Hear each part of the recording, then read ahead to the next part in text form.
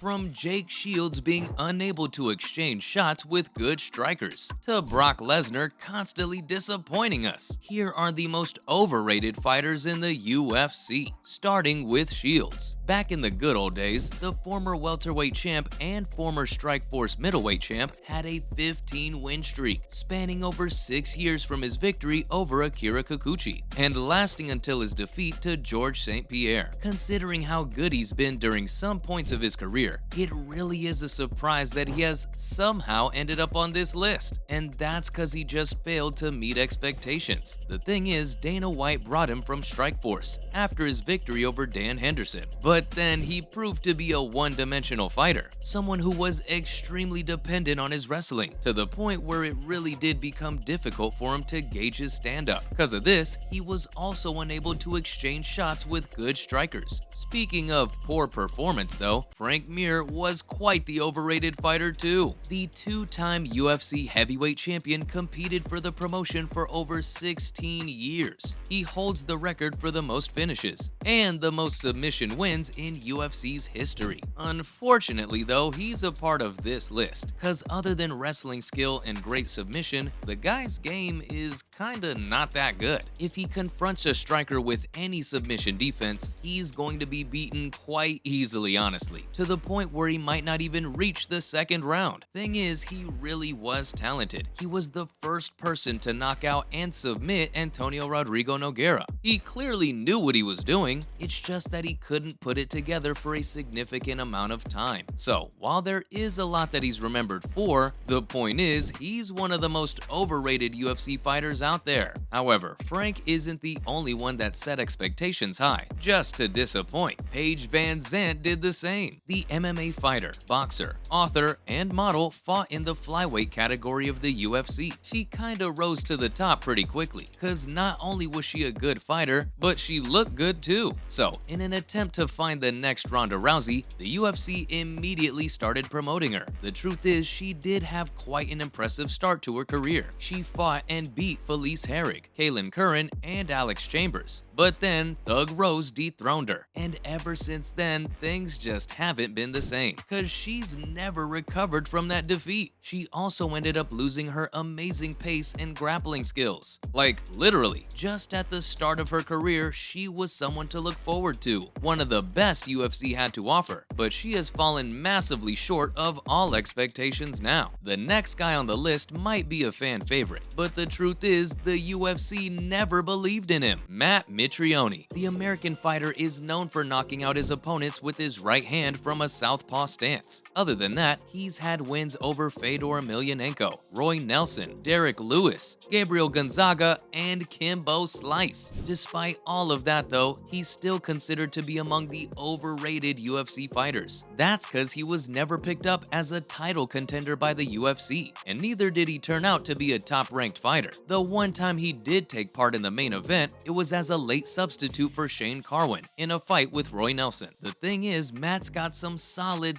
triumphs, but even then, most of his victories were proved to be against lower-level opposition. Plus, let's not forget that fighters such as Czech Congo, Nelson, Brandon Schaub, and Ben Rothwell have quite easily beaten the guy. So, while the guy did have a lot to offer, he just couldn't reach his full potential. Just like the next guy, Ken Shamrock. Go ahead, ask anyone that's been watching the UFC for a long time. You know, before it was a sport and more of a spectacle. They'd straight up say that Ken Shamrock was one of the top 2 fighters from the earlier era. In reality, however, Ken didn't have much success in the UFC. His initial run ended in 1996, and the thing is, he did pick up some big wins, especially over Kimo Leopoldo and Dan Severn, and he also held the UFC Super Fight title. Yet, he could never ever reach the top. He failed 3 attempts to win UFC tournaments. Once he lost to Gracie, and the other 2 times he just had to withdraw cause of injuries. Interestingly though, he fared much better outside the UFC. He was quite a legend in the Japanese promotion, Pancrase. He also picked up some wings there. But in the UFC, his hype was all about how he was the world's most dangerous man, which just wasn't that true to begin with. I mean, his overall UFC record was 7-6-2. But even then, he didn't disappoint as much as the next guy. Shamrock wins his second super fight. He's been in all four. He's 2-0-2 in those super fights. And he takes on a very strong, gutsy, well-prepared Chemo.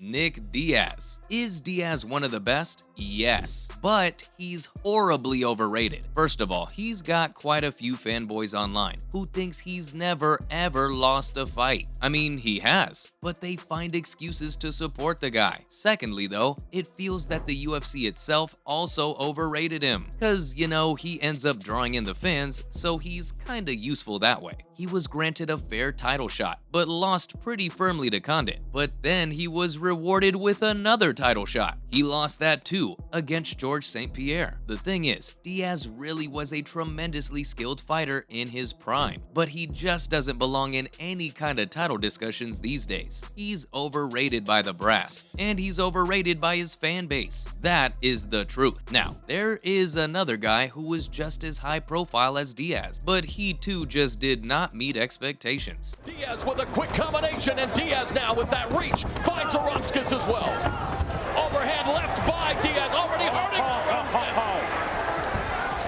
Nick Diaz finding the range on that left hand. Tank Abbott. Only a handful of fighters have been pushed as hard as Tank Abbott. The Street Fighter turned UFC star came into the sport and immediately got 2 wins. On top of that, he had a massive amount of charisma, so of course the brass pushed him. He was given quite a few matches, but he kept losing them. Then he lost a fight to Maurice Smith, departing the sport with a horrible record of 8-7. Then he decided to try wrestling, which didn't work out too well for him either. Speaking of wrestling though, the last and the most overrated guy on the list, Brock Lesnar. No one, absolutely no one comes close to Lesnar when it comes to being overrated. Lesnar did win the UFC heavyweight title. Let's not forget about that. He did also make 2 successful title defenses, but he's always been extremely flawed. The thing is, the only reason why he was even pushed to the popularity that he had was because of his experience in WWE. Because of that, there was quite a lot of hype surrounding the guy. But once he started fighting some of the better guys, everything was painfully exposed. The point is, the UFC was pushing Lesnar as the baddest man on the planet, but like, he just wasn't. On top of that, he was knocked out by Shane Carwin, and then he was dethroned by Cain Velasquez too. Other than his steroid-fueled 2016 return, which got nullified because of his use of prohibited substances, his performance has been pretty average, to be honest. And that, folks, are the most overrated fighters in the UFC. Thanks for watching, and I'll see you next time.